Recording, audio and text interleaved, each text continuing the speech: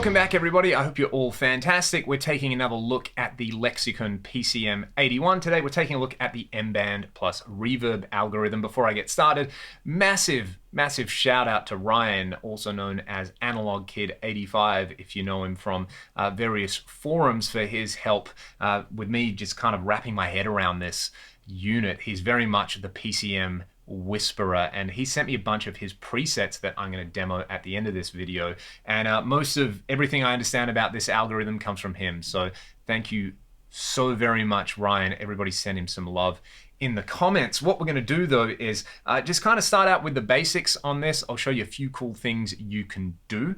We did the chorus plus reverb last time, and we saw a bunch of tricks like using delays that are hiding in the kind of reverb shell and all the bonus stuff you can do. Even though it's called chorus plus reverb, it's amazing for so many things like multi-tap delays and flanges and all sorts of beautiful stuff. This algorithm is probably my second favorite in here because I love multi-tap delays, and the overall algorithm structure is a little bit different. There's no chorus on any of the delay lines, but there is the addition of a low cut on each delay line, and then the left input gets served out to 3 delay taps. The right input goes to 3 delay taps. These delays, all their feedback, so these guys, all their feedback gets summed and sent through a diffuser and then back into everything. Same thing over here. We'll play around with that. The diffuser does some really interesting things as well, and we're going to look at some basic patching to create a dynamic delay. Anyway, what I've got at the moment is just a single quarter note delay. Here's my tap tempo, and it sounds like this. No high cut or low cut or feedback.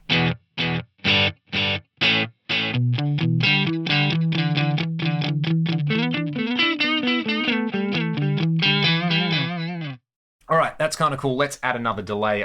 So voice 1, 2, and 3, they're a trio. Let's use voice 4 for this. And I've set the ratio here to 4 to 3 so I can get a tap tempo dotted eighth note. Let's go down to, no, I want to go up to the levels. There's going to be a lot of this. Let's just turn the level on this particular delay all the way up. I have set the master level to -6 here, so you can see I can only get voice 4 up to -6, and voice 1 is at -6 as well. Now I've got a dual delay.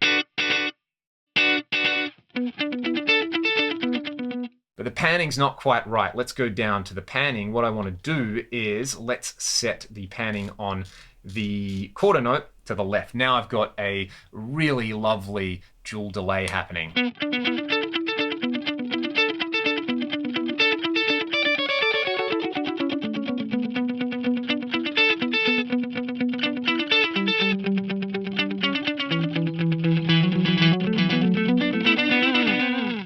That's beautiful. Let's filter out these repeats. And the way I'm going to do that is I'm going to, well, first, let's add some feedback.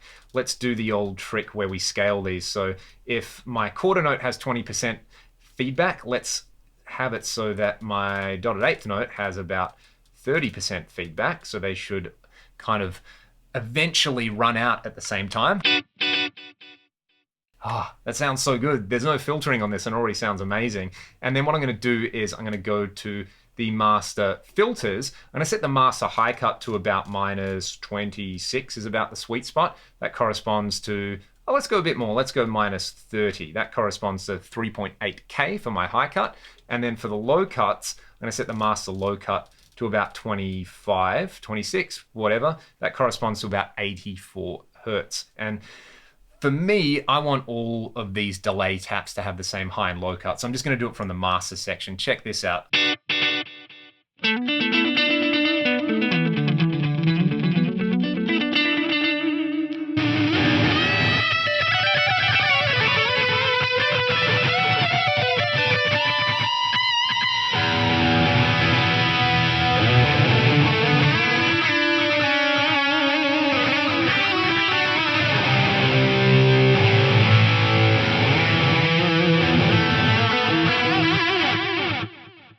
Ridiculous. That is a lot louder than I would normally have my delays, but let's just leave it there for now.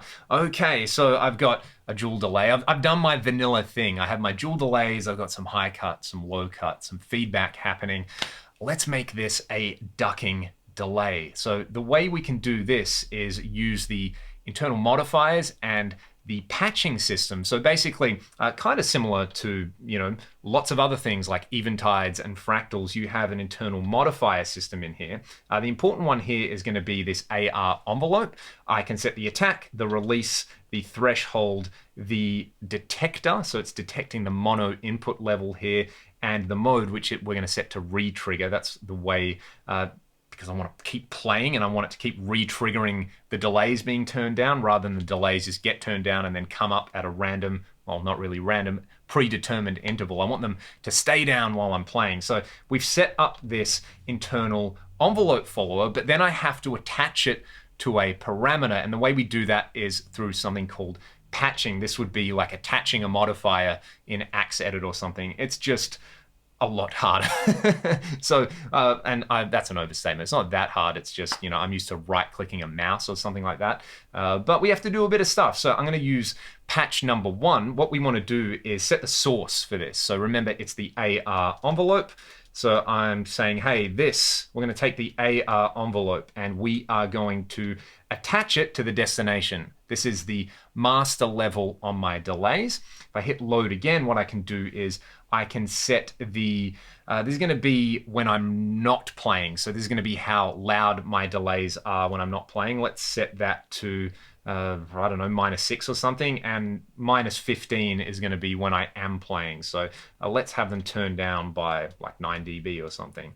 Okay. Actually, let's go further. Let's set the not playing value to -9. And let's set the playing value to -18. As you can see, this is, what am I doing? What am I doing? That's what I want. And yeah, let's turn this down a little bit more. Okay, hopefully this works. So when I'm playing, my delays are going to be at a level of -18 dB. When I'm not playing, they're at -9. And it takes that process 160 milliseconds to turn down and 400 milliseconds to turn up. This is what it sounds like.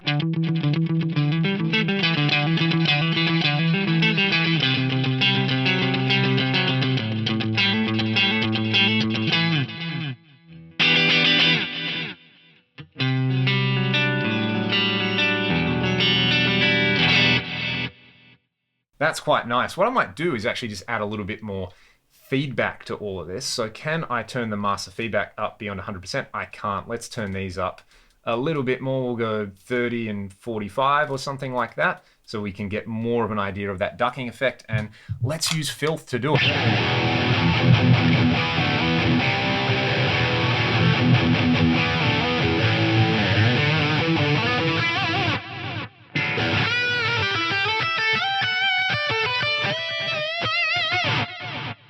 Okay, maybe I want my delays to turn up even louder when I'm not playing, so I can go back down to the patching. What was it? Patch number 1. Let's go and set our levels. So I'm quite happy with the delay level when I am playing.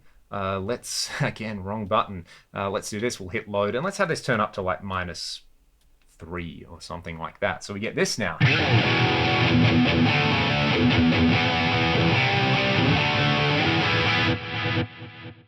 That is way more pronounced. I like it.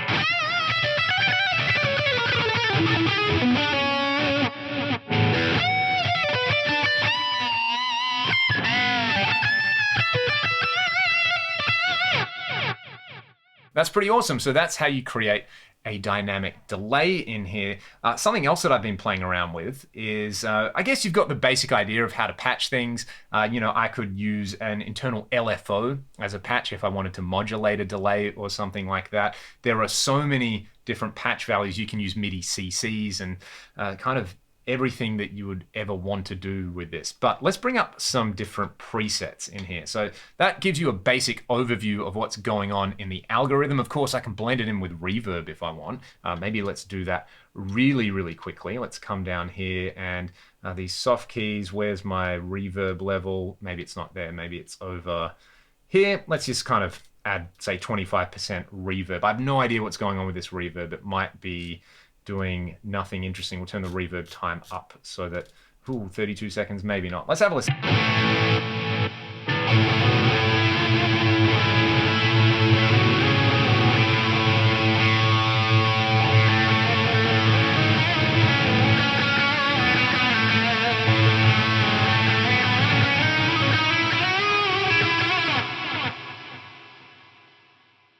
That's a pretty cool reverb. Let's go and explore some of these presets that Ryan sent me though. So I really want to show these off because I think they sound fantastic. So the first one is what he was saying is his main delay. And what's really cool about this is I didn't even realize this until I got talking to him.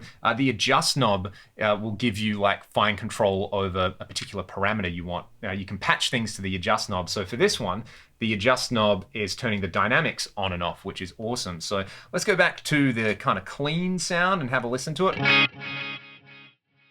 There's a really lovely dual delay right there. Let's have a listen to it with some fill.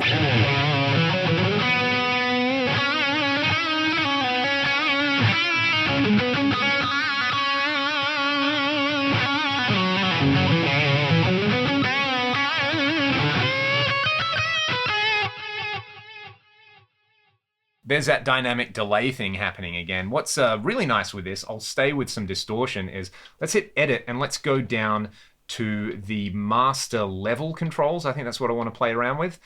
So we'll do levels, master, not levels. I want the master delay time. Let's turn this down to about 50%. And I'm a big Rush fan. I know Ryan's a big Rush fan, so.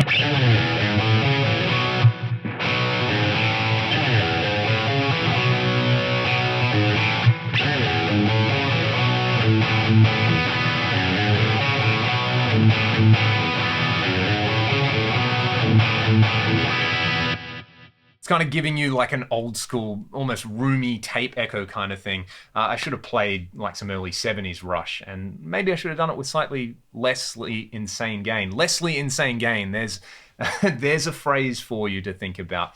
Man, it's been a day, let me tell you. Anyway, if I do that, but if I bring the master time up beyond 100%, like let's say 130, then I've just got this gorgeous, really massive lead delay.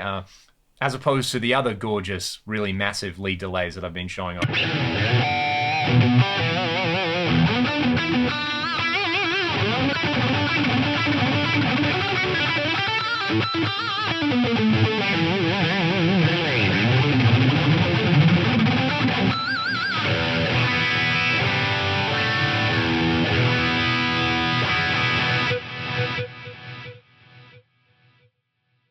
And it's a dynamic delay, so that's a way better dynamic delay than the one I dialed in.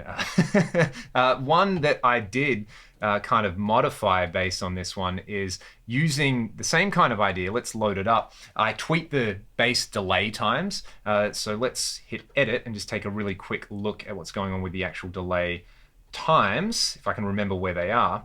So you can see here, delay voice 1's 400 milliseconds. I've got two delays that are offset by a very small percentage, and then delay 4 is 600 milliseconds, and these other two are offset by a similar small percentage. If I come down here to the feedback paths, you can see voice 6 has like no feedback, but voice 5 has some negative feedback on it, and this kind of gives you these like flanged clouds that are also echoes. It's really, really interesting.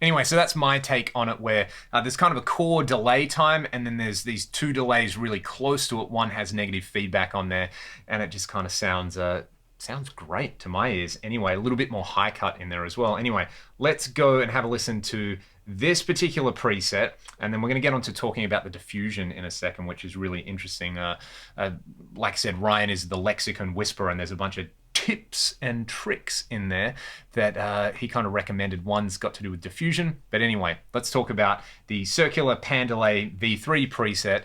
This one gives you the ability to have PCM70 style circular delays or Pandalays, or both in the same preset, and you get to them with the adjust knob. So with the value at 0, you have the old school circular delays thing happening in there. Ryan also mentioned that the reverb diffusion interacts with the diffusion in here. So if you just set it to be exactly the same as the PCM70, it's not going to sound exactly the same. This, I don't know if it sounds exactly the same, but I like it.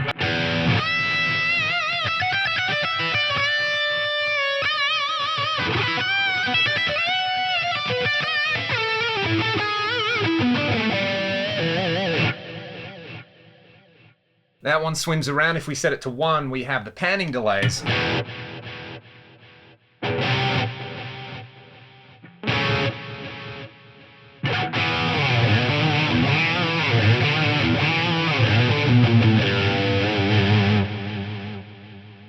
If I turn it all the way up, we have both.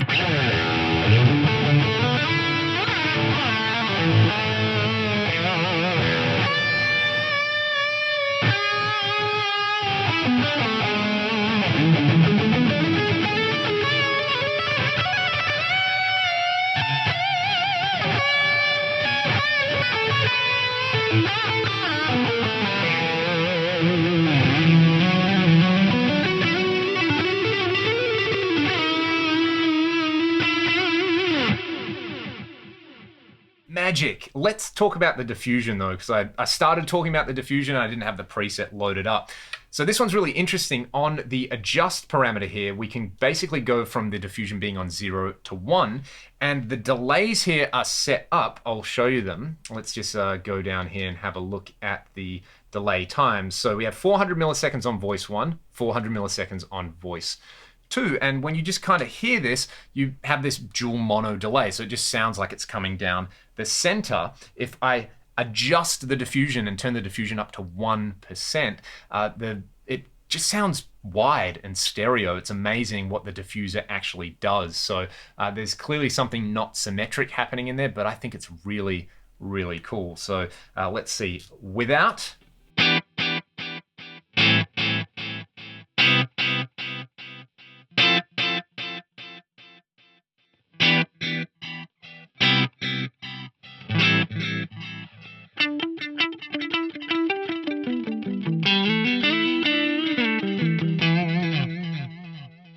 Now with some filth, I'll turn it off and then I'll turn it on again. This is even more pronounced in my opinion.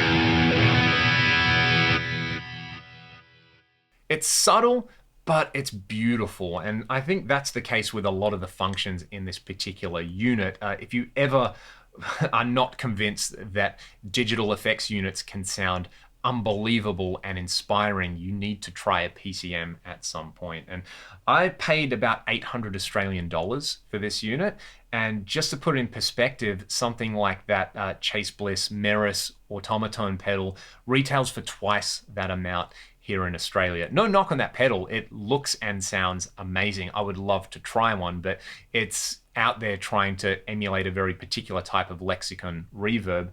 You could get a genuine PCM81 that can do that and so much more. It's really deep and well designed, and I say this in all my videos about the Axe FX3. It's not about power. People love to compare specs on how powerful certain effects units are. It's about how deep they are and how well designed the algorithms are, and stuff like the multi-tap delay and the plex delay in the Axe FX3 are deep and beautiful, and they were clearly inspired by a unit like the PCM81, which is deep and beautiful. If you can just get over the UI, guitar products, their user interfaces have definitely improved since this unit came out, but it just sounds so good. I love it, and I really do want to try and break down all the different algorithms in separate videos. It's a nice little project for me at the moment. Thanks so much for watching the video. Again, shout out to Ryan for all his help. He also sent me this preset based around the TC stereo chorus flanger using the plate algorithm. So I'll give you a taste of the plate algorithm now that we've heard heaps of that multi-tap delay algorithm. Thanks so much for watching the video. You're all legends. I'll see you next time.